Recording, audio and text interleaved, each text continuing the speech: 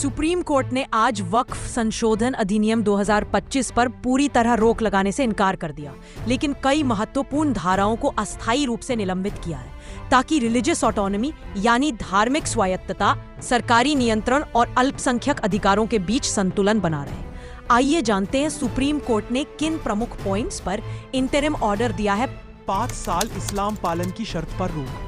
वक्फ बनाने के लिए कम से कम 5 वर्ष तक इस्लाम धर्म का पालन करने की शर्त को फिलहाल निलंबित कर दिया गया है, जब तक राज्य द्वारा सत्यापन संबंधी नियम नहीं बन जाते।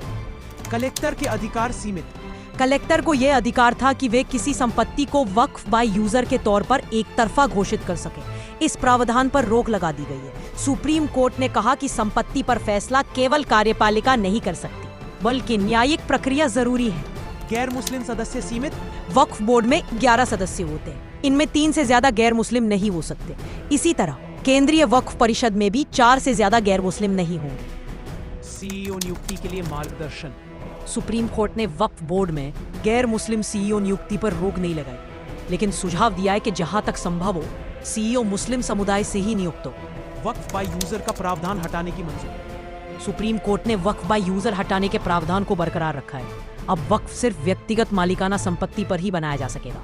टाइटल विवाद वक्फ ट्रिब्यूनल में ही जाएंगे। वक्फ संपत्तियों पर विवाद केवल वक्फ ट्रिब्यूनल न्यायालय ही सुलझा सकते हैं, कार्यपालिका या कलेक्टर की रिपोर्ट के आधार पर नहीं।